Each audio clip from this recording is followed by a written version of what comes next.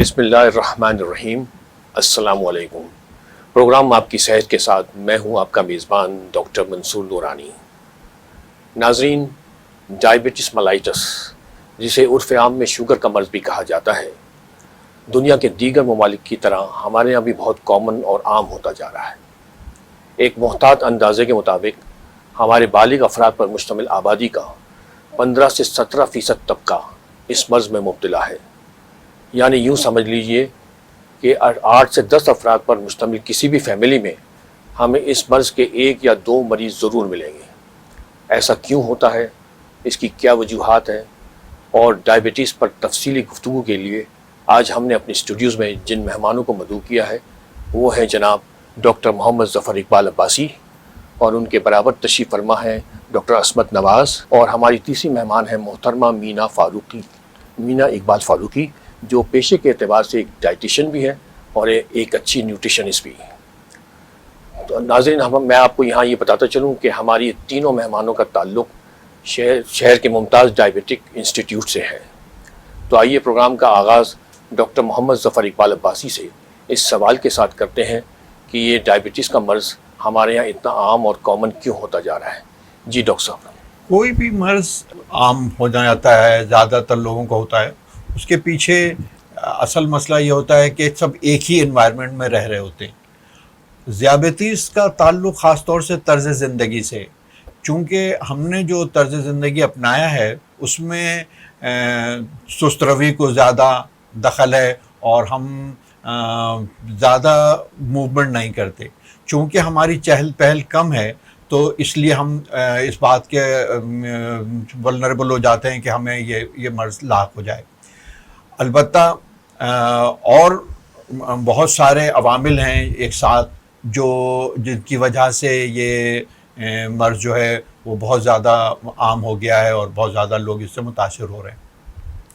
ذیابیطیس کے مرض میں اصل بات خون میں دوران جو شکر ہے، وہ شوگر کی لیول کا اضافہ، وہ گویا اس کا اظہار ہے کہ یہ بندہ جو ہے اب ذیابیطیس کے مرض میں مبتلا ہو گیا۔ ذیابیطیس کے لیکن یہ اس کا مظہر ہے۔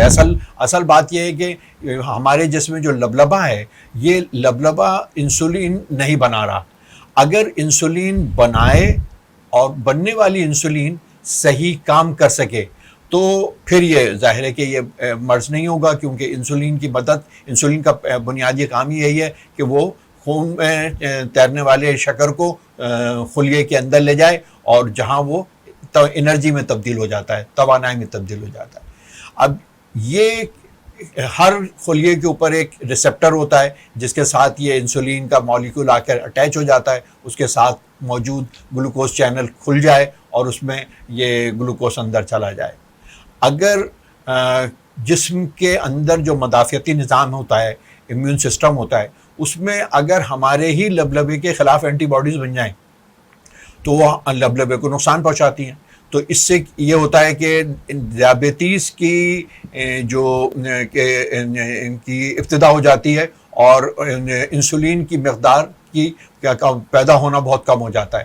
تو پہلا جو نقصان ہوتا ہے وہ انسولین کے مقدار کی کمی ہے، جو کچھ عرصے کے بعد بالکل ختم ہو جاتی ہے۔ یہ ذیابیطیس کی قسم اول ہے۔ قسم اول میں اچانک پتہ چلتا ہے، ٹائپ 1 ہے، بالکل آپ سے کہہ رہے ہیں۔ ٹائپ 1 ڈائبٹیز جو ہے، اس میں یہ اچانک پتہ چلتا ہے، اچانک ڈائگنوز ہوتا ہے کہ کسی ایک دم کوئی بندہ آیا اور اس کو کسی بھی وجہ سے چیک کیا گیا، یا وہ بیہوشی کی حالت میں لایا گیا۔ ایک اور کنڈیشن جس میں ڈائبٹک ایسیڈوسس، جس میں وہ لایا گیا، اسپتال میں داخل ہوا، اور وہ اس کو سارے ٹیسٹ سے پتہ چلا کہ یہ جو ہے وہ ٹائپ 1 کا پیشنٹ ہے۔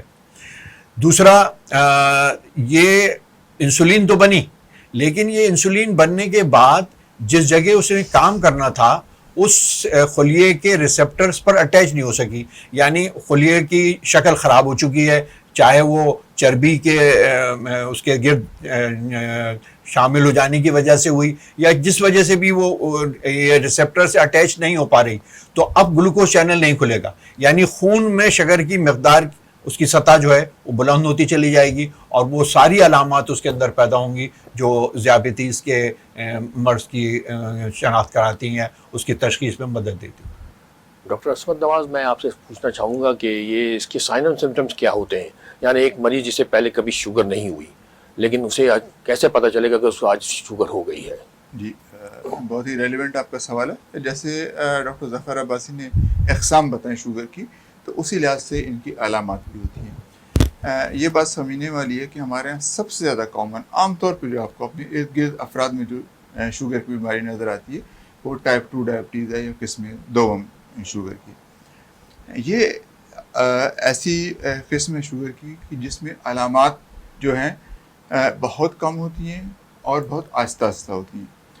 اکثر اوقات تو ایسا ہوتا ہے کہ مریض کو کوئی علامات نہیں ہوتی, اس میں فیملی ہسٹری ہے, موروثی ہے, اس کو والدین کو شوگر ہے, اور جیسے ڈاکٹر صاحب نے بتایا کہ اس کی زندگی میں فعالیت نہیں ہے, آفس ورکر ہے, غذا میں بھی احتیاط نہیں کرتا, اور کوئی خاص علامات نہیں ہیں, لیکن کسی وجہ سے اس کا ٹیسٹ ہوا, کوئی اور آپریشن کرانا ہے یا دفتر میں جو معمولات کے چیک اپ ہوتے ہیں اور اس میں اس کی شوگر تشخیص ہوگی. تو ایک بات تو یہ ہے کہ شوگر ٹائپ 2 ڈائبٹیز کی خاص طور پہ علامات بعض دفعہ یا اکثر اوقات نہیں ہوتی.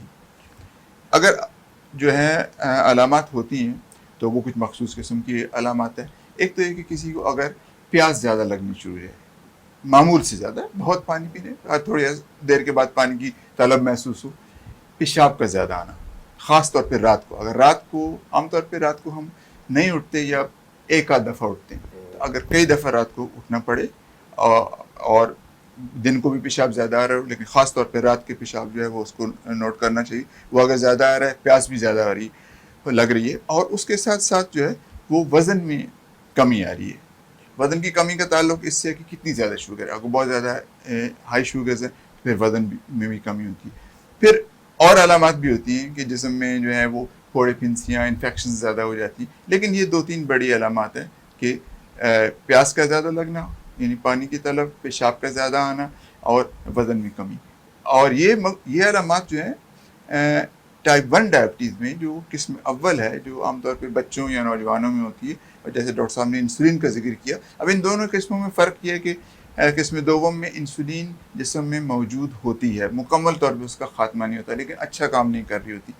اور جو دوسری بچوں یا نوجوانوں میں شوگر ہوتی ہے, جس کو ہم ٹائپ 1 ڈائبٹیز کہتے ہیں, اس میں کسی وجہ سے مختلف وجوہات ہوتی ہیں, ان کی وجہ سے جسم میں انسولین کا بننا ایک دم سے بند ہو جاتا ہے. اس لیے قسم اول کی شوگر میں یا بچوں اور نوجوانوں کی شوگر میں جو ہے وہ علامات بہت تیزی سے آتی ہیں. پیاس کی شدت بہت زیادہ ہوتی ہے, پیشاب کا آنا بہت زیادہ ہوتا ہے قسم, اور وزن کی کمی خاص طور پہ. تو کسی بھی اگر بغیر کسی وجہ کے کسی کا وزن کم ہو, اور خاص طور بچے یا نوجوان کا, تو پھر اس کو شوگر کی طرف اس کی توجہ ہونا چاہیے. یہ عام طور پہ علامات ہیں جو دیکھنے میں آتی ہیں. اچھا ڈاکٹر صاحب, ڈاکٹر ظفر اقبال, یہ کہا جاتا ہے کہ یہ ایک موروثی مرض ہے, تو کیا یہ ضروری ہے کہ ہمارے پیرنٹس میں سے یا ہمارے نانا دادا میں سے اگر یہ کسی کو ہوا ہے تو ہمیں بھی ہونا ضروری ہے؟ ڈاکٹر صاحب, جیسا آپ کے علم میں ہے کہ کوئی بھی بیماری بغیر جینیٹک پریڈسپوزیشن کے نہیں ہوتی. جینیٹک پریڈسپوزیشن اس وقت تک بیماری کوز نہیں کر پاتا جب تک کہ جو انوائرمنٹ ہے جس میں وہ بندہ رہ رہا ہے, جو طرز عمل, طرز زندگی سے بھی اس کا تعلق, جب تک کہ وہ بھی اس کو موافق نہ ہو. تو جینیٹک پریڈسپوزیشن ایک بات, اور انوائرمنٹ کا ہونا دوسری بات.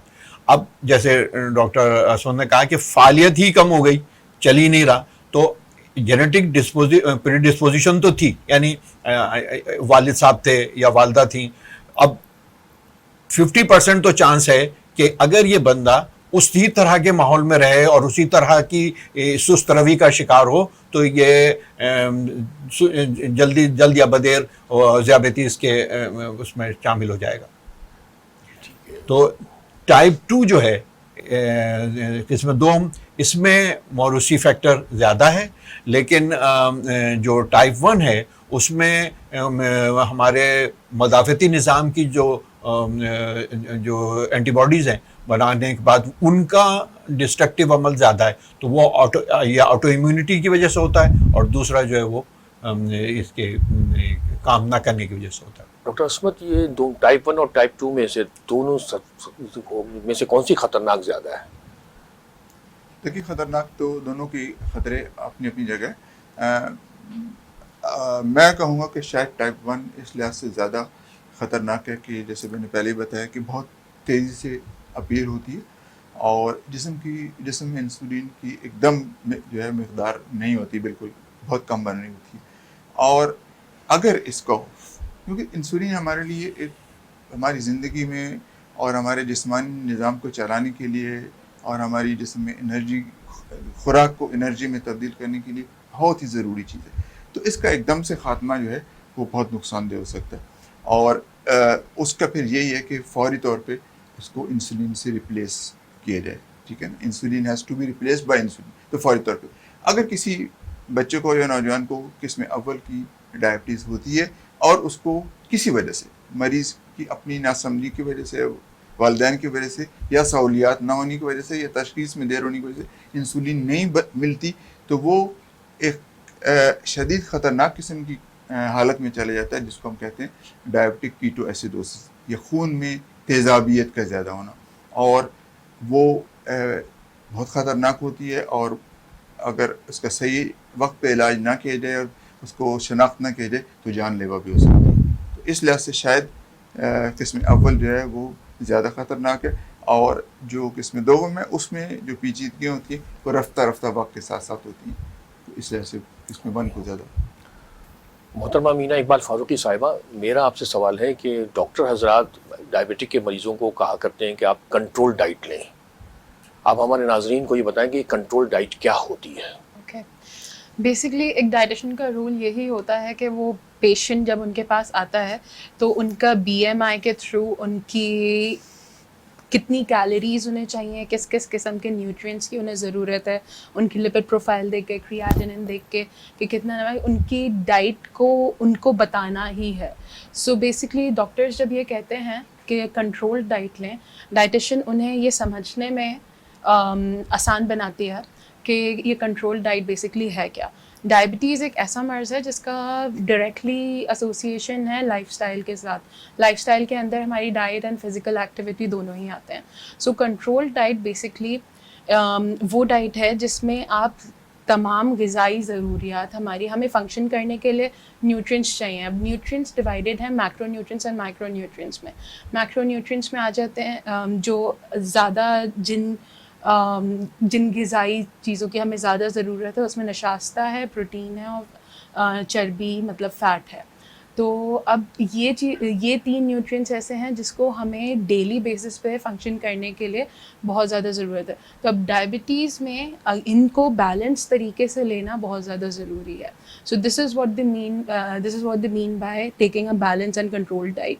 अब बैलेंस कंट्रोल डाइट हम किस तरह कर सकते हैं कि आसान तरीका इसका ये है कि आप इस तरह से देखें कि अगर आपकी एक प्लेट है, उसको आप तकरीबन आधा हिस्सा उसका अगर आप सब्ज़ी और सलाद, आपकी कोई बनी हुई सब्ज़ी है उससे थोड़ा सा और बाकी 1 कप सलाद से अगर आपने फिल कर लिया, एंड देन बाकी 2 क्वार्टर्स जो उसके 1/4 हिस्सा है वो आप प्रोटीन यानी कि कोई भी मीट, गोश्त के अशिया जिसमें चिकन आ सकती है, वीक में 1 या 2 बार बीफ भी ले सकते हैं, गाय का गोश्त भी ले सकते हैं या फिर बकरे का गोश्त भी ले सकते हैं 1 से 2 बार। फिश के बारे में fish is very beneficial. Fish अगर अफोर्ड कर सकते हैं और ली जा सकती है तो फ़िश अगर डेली बेसिस पे भी इंक्लूड की जाए तो वो बहुत अच्छा है।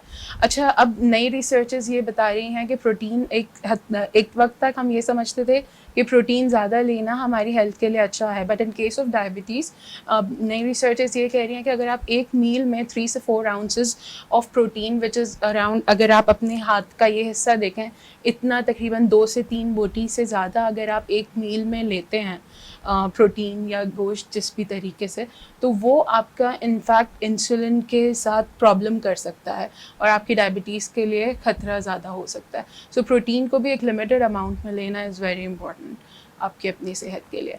اور پھر ڈائبٹیز میں سب سے زیادہ ضروری نشاستہ کا استعمال، صحیح طریقے سے استعمال بہت ضروری ہے. تو ہماری پلیٹ میں جو آدھا حصہ ہم نے سبزی سے بھرا، 1/4 پروٹین سے، اور باقی جو 1/4 بچتا ہے وہ اس میں نشاستہ مطلب کاربوہائیڈریٹس ہونے چاہیے. اب وہ کاربوہائیڈریٹس کا یہ فارم صحیح ہے کہ آپ اسے انریفائنڈ فارم میں لیں. جیسے لال چکی کا آٹا ہوتا ہے اس کی روٹی کھائیں، اور چاول اگر براؤن رائس لے سکتے ہیں تو وہ لیں، ورنہ وائٹ رائس بھی پورشن کو کنٹرول کرنے کے ساتھ وہ وائٹ رائس بھی لیے جا سکتے ہیں ڈائبٹیز میں، کیونکہ پورشن کنٹرول کرنا کہ آپ کون سی چیز کتنی کھا رہے ہیں وہ بہت زیادہ ضروری ہے. پھل بھی سارے لے سکتے ہیں، سارے پھلوں کو اسی طرح پورشن کے حساب سے؟ جی پھل جیسے ایک وقت تھا کہ ہم سمجھتے تھے کہ آم یا کیلا یا کھجور یہ سب چیزیں ڈائبٹیز کے پیشنٹس کے لیے بہت زیادہ خطرناک ہیں، لیکن اب نئی ریسرچز سے یہ ثابت ہو چکا ہے کہ اگر آپ پورشن کنٹرول کر کے، مطلب جو مقدار میں آپ لے رہے ہیں اس کو کنٹرول کر کے، ہر چیز ڈائبٹیز کے مریض ہر چیز کھا سکتے ہیں، لیکن اس کا پورشن کنٹرول کرنا بہت ضروری ہے. لیکن ان کی نالج میں، تاکہ وہ اس کا صحیح فیصلہ کر کے صحیح چیز صحیح اماؤنٹ میں لے سکیں، اس کی نالج حاصل کرنے کے لیے ان کا ڈائٹیشین کے ساتھ انٹریکشن بہت ضروری ہے. کیونکہ یوزولی اگر ہم پورشن کنٹرول کی بات کریں، اگر صرف کاربوہائیڈریٹس کو ہی لے لیں، سو ایک تہائی کپ، مطلب ایک کپ کا تیسرا حصہ اگر اس کے 3 حصے کرے جائیں تو ایک حصہ جو ہے اتنے چاول ان کو 15 گرامز آف کاربوہائیڈریٹس دے رہے ہوتے ہیں، جو کہ ایک وقت کے لیے ان کا ایک سرونگ آف کاربوہائیڈریٹ بن جاتا ہے. سو ایک ڈائبٹیز کے پیشنٹ کے لیے اگر کوئی نارملی تقریباً انہیں، اگر ہم ایک ایگزامپل لے لیں کہ دن میں 200 گرامز کاربوہائیڈریٹ لینے ہیں، اس سے زیادہ نہیں کرنا ہے. سو 200 گرام ایک آئیڈیل اماؤنٹ ہے جو کہ بہت زیادہ بھی نہیں ہوتی، اور اس کے کیونکہ ایک حد تک کاربوہائیڈریٹ ہماری باڈی کے لیے ضروری ہے، تو وہ فنکشننگ کے لیے جتنی ضرورت ہے وہ بھی پوری ہو جاتی ہے. تو پھر اگر ہم دیکھیں تو اگر ایک تہائی حصہ اگر چاول کا وہ لے رہے ہیں، ایک تہائی کپ، تو اس سے 15 گرام کاربوہائیڈریٹس انہیں مل رہے ہیں. ایک وقت میں اگر وہ یہ لے رہے ہیں، اس کے علاوہ جو ایک کپ سلاد ہر بار انہوں نے ایڈ کیا ہے، اس سے پھر 5 گرام کاربوہائیڈریٹ. تو یہ چیزیں اگر کنٹرول کے ساتھ لی جا رہی ہیں تو ان کا کاربوہائیڈریٹس کے اوپر اتنا زیادہ امپیکٹ نہیں آ رہا ہے. اور اسی طرح فروٹس کے کیس میں، فروٹس وہ دن میں 2 بار لے سکتے ہیں، اور اس کا ایک صحیح اماؤنٹ آف، جو ایک صحیح پورشن سائز ہے فروٹس کے لیے، دیٹ از ½ کپ. اور وہ بہتر ہے کہ فروٹس آپ وہ اسنیکنگ کے ٹائم پہ لیں، لائک دن میں یا تو 11 بجے یا 5 بجے کے اراؤنڈ ½ کپ آف فروٹ یا ایک میڈیم سائز کا فروٹ لے سکتے ہیں. باقی جن فروٹس میں تھوڑی شکر زیادہ ہوتی ہے، جیسے کھجور ہیں، آم ہیں، وہ کچھ اور ان کی کم مقدار میں لے سکتے ہیں، یا پھر جیسے اگر آم کھانے کا انہیں شوق ہے تو وہ ایک میل کو ریپلیس کر سکتے ہیں آم کے ساتھ، وہ ½ کپ دہی اور ایک مینگو آپ لنچ میں لے سکتے ہیں. اس طرح سے اگر آپ ایڈجسٹ کریں تو آپ اپنی غذائی ضروریات اور شوق دونوں پورے کر کے اپنی ذیابیطس کا خیال رکھ سکتے ہیں. شہد کے بارے میں کیا خیال ہے؟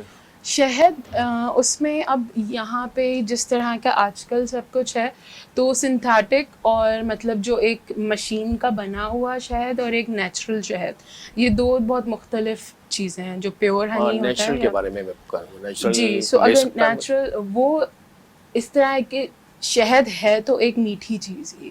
تو جیسے میں نے آپ کو بتایا کہ پورشن کنٹرول بہت زیادہ امپورٹنٹ ہے. تو شہد بھی وہ کچھ حد تک اس میں اپنی غذا میں شامل کر سکتے ہیں. ایسا نہیں ہے کہ اگر آپ نیچرلی، کیونکہ وہ ہمارے پاس بہت سے اور سورسز سے ہمیں شہد کی بڑھائی، شہد کے فائدوں کے بارے میں بتایا گیا ہے. ایسا نہیں ہے کہ ذیابیطس کے مریض مطلب ایزیلی اسے لے سکیں، انہیں ایک لمیٹڈ اماؤنٹ میں ہی اسے لینا ہے اگر وہ لیتے ہیں تو. ناظرین، آپ ہمارے ماہرین سے ڈائبٹیز کے حوالے سے مفید گفتگو سن رہے ہیں، لیکن ہمیں یہاں ایک وقفے پہ جانا ہے. آپ کہیں مت جائیے گا. Stay with us, we will be right back.